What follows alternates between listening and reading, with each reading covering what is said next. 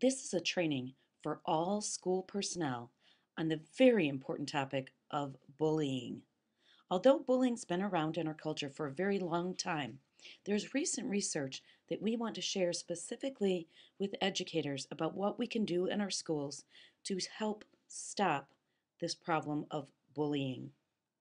We have some very specific objectives that we'd like to cover, including the position of the state of Illinois, the very strong position, as you'll find out. We'll also cover what is bullying, what are the characteristics. We'll look at universal precautions for bullying. Also, how do you intervene to support the bully and the victims? And there will also be an overview of the newest form of bullying, identified as cyberbullying. Bullying has always been part of our human culture. It is not new. What is new is the damage that studies have shown that if it goes unchecked, it is damaging to the victim. It includes high rates of absenteeism at school, social and emotional problems, and even in suicide by youth hoping to escape the torture of a bully. Studies have shown that bullies who are not assisted in changing their behavior escalate in terms of other antisocial behaviors, such as theft, battery, or drug abuse. As you can see, bullying becomes a drain on society in terms of crime, underemployment, dropout rates, and much more.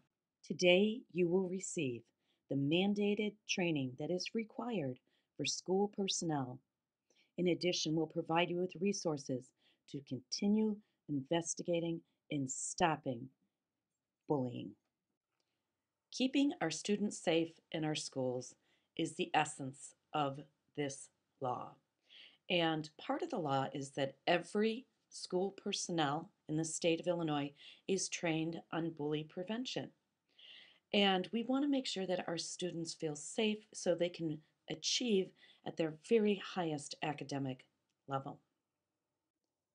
In the past, not many people talked about bullying, and we certainly didn't teach our students what bullying is so they would identify it. Here are a few things that bullying can be. Very important to understand this because as we get into this module, there's difference between face-to-face bullying and cyberbullying. Since bullying has been around for a long time, people have developed many myths. Sometimes we develop these myths through a lack of information, and sometimes we hold on to them so we don't have to admit there is a problem. The importance of this legislation about bullying is making people aware and admitting that there is a problem. A government bully task force reports that 60% of the boys who bullied in grades 6 through 9 were convicted of a crime by 24 years old, and many of them had multiple convictions. I don't think anyone can think that this is natural behavior. Aggression is learned, and it's not natural to want to hurt a peer. There are some traits that are not positive in the outcomes for bullies, given the statistics, can be negative. Girls most often bully in the middle school years. They tend to do it verbally, by directly putting down or making fun of another. Reports of social bullying includes quotes similar to these taken out of actual reports of bullying. Everyone knows you're a slut, a dirty slut. It would be better if you were never at a school or even alive. This message is not said only once in a social bullying situation, but nowadays it's blasted on Facebook pages and texted over and over again on cell phones. Teens frequently want to believe they're in control of their lives, so admitting to being a bully is difficult. Hence, they will just say it is girl drama. But girl drama should not be intentionally leading to the abuse of another that is weaker. Remember, purposeful exclusion of others is a form of bullying that girls often use. Some people commonly say, "Oh, come on, it's just teasing." There is a difference between teasing and bullying. When it is teasing, everyone laughs. With bullying, the victim does not laugh. When teasing happens, there is not an imbalanced power, and it is not a repetition of harmful acts. Bullying is when one person subjects another to negative actions. These can be emotional or physical, and the person on the receiving end has a difficult time defending him or herself. Remember, teasing happens between friends. In a bullying scenario, the victim and the bully are rarely friends. Some say surviving bullying makes you stronger. The bullying actually causes anxiety and lowers self-esteem. Bullied students suffer from worse academic outcomes. They're more likely to skip school, carry a weapon to school, receive injuries at school, suffer from depression, use drugs or alcohol, or attempt suicide.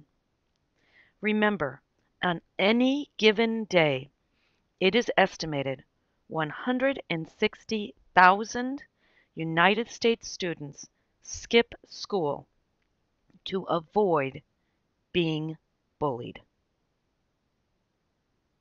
Bullying is highest in elementary and middle grades. It shows a decline as children mature, but it does not stop entirely. Interesting enough, most bullying happens in the school, not on the way to school. The bullies are not the older kids. Actually, the victim and bully are usually the same age. Sadly enough, the victim appears to be victim over and over again, despite setting. There are some warning signs to watch out for, warning signs of a victim. One, they might avoid the cafeteria or other unstructured places where the bullying may be taking place. We want to find out, do they have a lot of friends? Who are they spending time with? Another warning sign might be a change, a decline in performance. Also, vague physical complaints, things like, oh, I have a stomach ache, I have a headache, those type of things. And this is really important. Does the student seem afraid to participate in things that were normally part of school for them? Things like riding the school bus or leaving school. These are big warning signs. Well, let's look at the first tier of intervention. Bullying is reduced in the classrooms where teachers are managing their own classrooms well, providing a structured and supervised learning environment. For educators that work with students with learning or behavior problems, this is a special challenge since your classrooms have been reported to have an increased frequency of bullies and victims. We have learned that victims of bullying need to receive support, much like the person who experiences other types of abuse. They must learn it's not their fault that they were bullied, and they do not have to be the victim. Teaching kids, this is what we're all in charge of doing every day. Let's talk about ways to extend what we do every day to teaching kids about bullying. According to the research, we can help. There has been much research done since the 90s. It has helped us have a better understanding of what we should focus on as a school community to curb bullying. It has been shown that schools that have administration taking bullying seriously and active in stopping it have reduced levels. Schools that have allowed students to inform administration and staff about the bullying in ways that protect their privacy has been effective. Monitoring in areas where bullying is common, such as hallways, playgrounds, cafeterias, and other unstructured areas, is very important. Teaching teachers how to intercede when they encounter peer bullying helps teachers act in a decisive manner when students sending the message that bullying will not be tolerated. As always, partnering with parents to support student behavior is critical. We have to help teach parents the signs of bullying and also how to talk to children about it. Interesting enough, research has found that posting advertisements in school about bullying has been very effective with youth. I did find this very interesting, but I guess we've always know kids have been easily influenced by commercials.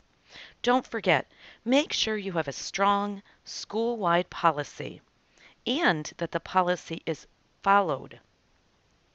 Educate students, help them understand diversity, that we're all different. We have to teach how to avoid bullying. Some kids intuitively know how to handle social situations, but many kids need to be taught.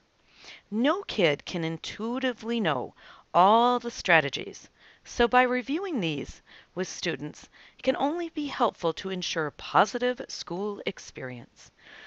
A government-sponsored website, BAM, encourages these steps for kids. Tell students that there is safety in numbers.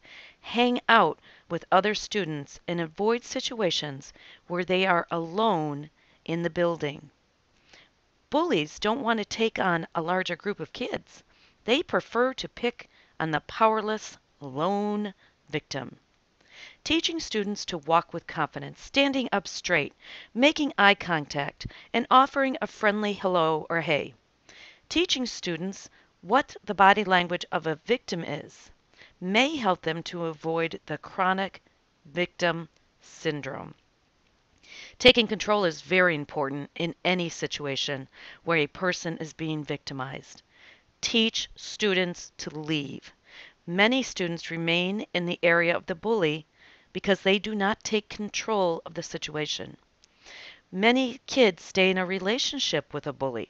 Kids need to be reminded of the obvious sometimes. A peer that is physically challenging them probably would do well in a physical fight, so fighting them is not a good option. Teaching them simple verbal remarks can be helpful, such as, "Can we move on? This isn't funny." Or, "Why are you talking to me?" In the pattern of taking control, kids need to be encouraged to tell another adult, and adults need to remove the stigma that being bullied is an embarrassment. Rather, it is important to ask for help so the child can be taught coping strategies. No child should tolerate others being bullied. Telling an adult is key. Now, let's talk about a plan of action. What do we do when we're intervening in a bullying situation? There are some interventions that have very limited results. Here are just a couple of hints that help you understand two of the interventions that have been proven to have the limited results. If you tell the student to stand up to the bully, then you are putting the fault back on the victim. Providing strict punishment for bullies can perpetuate the cycle of their need for power. Regardless of where the bullying is occurring, it's happening in the school and is distracting from learning. Teachers are being called away from teaching and more in order to intervene in bullying situations. Intervening in bullying situations is very important. We hear every day of young people who fall victim to bullies, have lower self-worth, possibly depression, and then take steps to end their lives. Let's talk about the actions to teach students about bullying. The don'ts, critical don'ts of bullying. Number one, bullying is victimization. Don't minimize it by calling it a conflict. Number two, research indicates that peer mediation is not an effective way to stop bullying. It can be very upsetting for a child to have to face the bully face to face in peer mediation. The bully does not need equal voice with the victim. It can make the victim feel worse. And 3, group situations can actually reinforce bullying and other antisocial behaviors. When you encounter bullying, the do's. When you walk upon a situation, do not send away the bystanders, but rather separate the children. Do not permit eye contact and talk calmly. If you are in the classroom, be careful not to start a power struggle with the bully in front of peers. This could increase support for the bully. In a matter-of-fact tone, remind both students of the school rules. Make sure you offer support to the child who was bullied in a dignified way. He needs to feel safe. Work a plan to minimize contact between the children. Tell the bystanders what they might do in the future when they encounter bullying. Make sure the students have consequences. Those should not be a forced apology, but rather something like taking away social privileges. Tell other adults in the school and let the bully know that he will be watched. Notify both parents of the incident. Follow up with both children.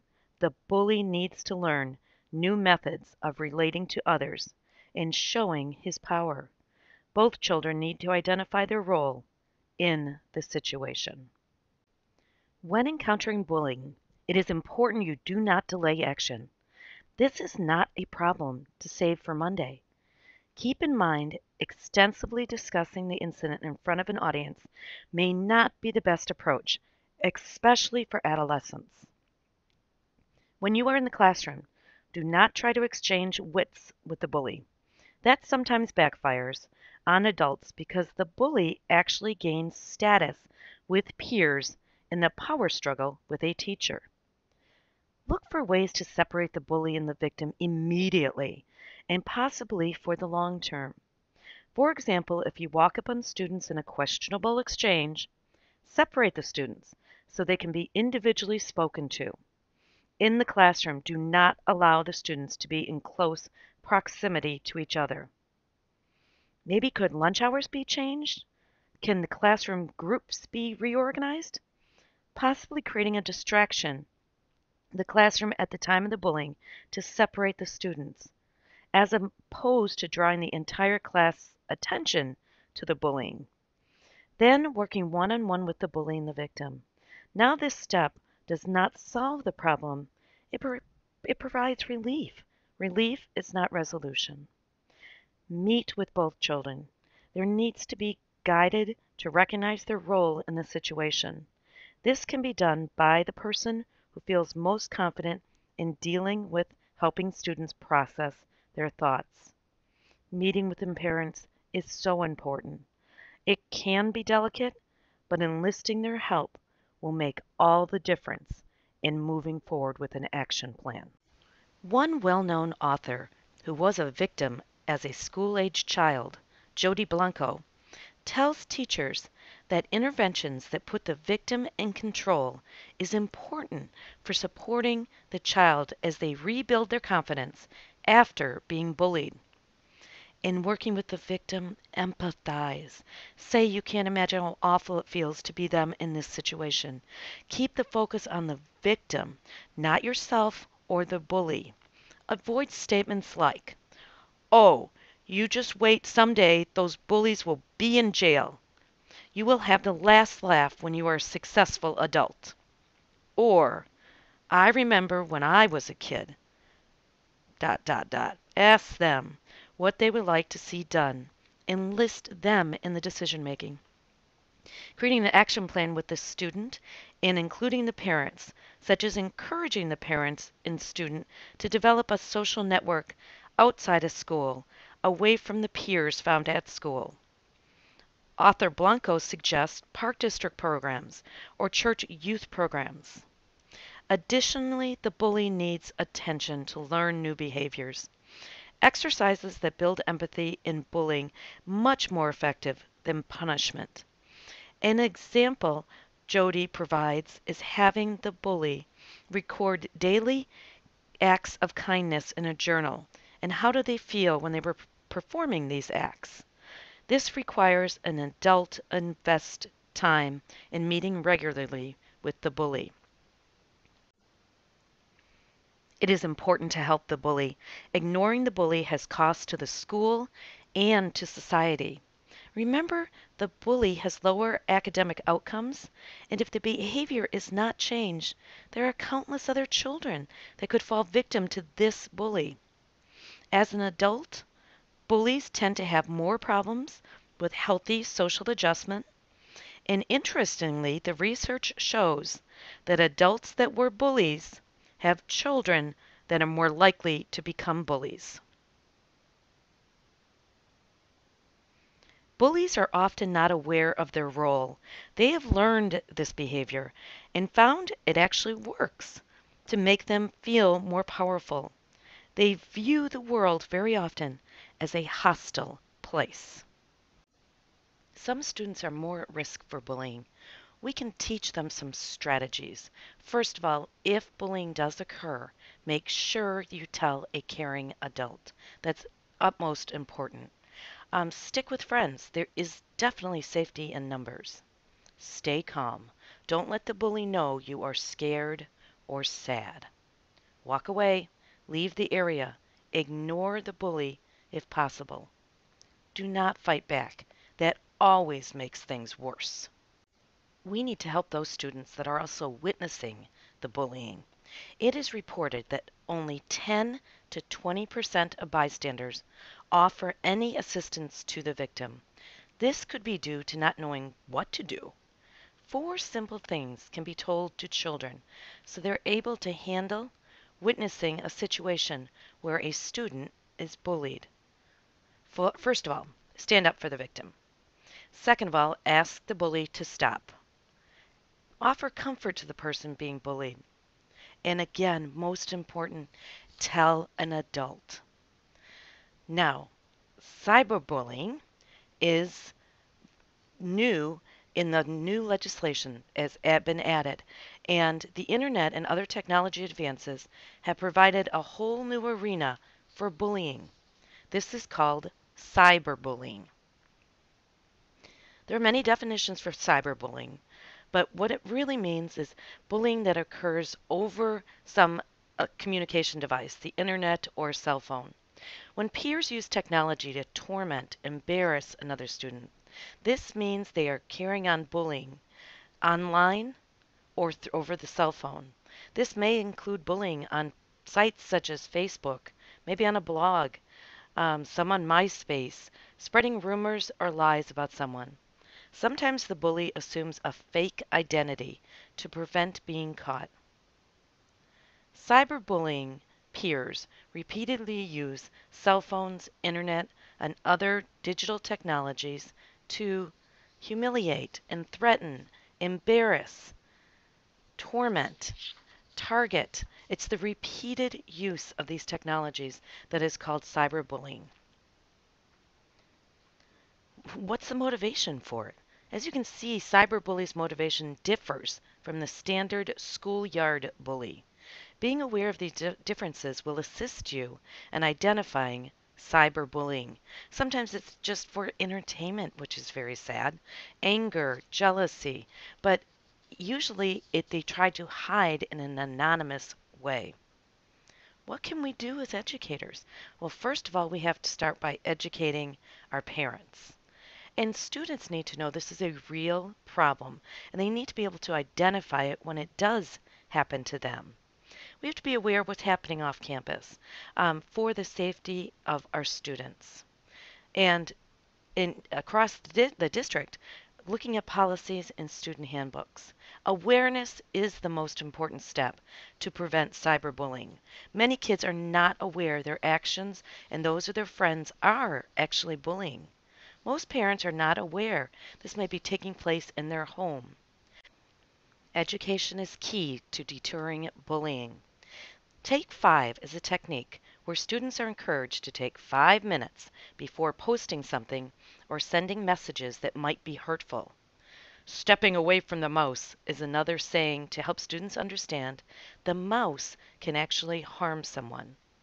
Like other victims in bullying, cyberbullying victims need to recognize they are a victim and they need to take steps to empower themselves by telling an adult.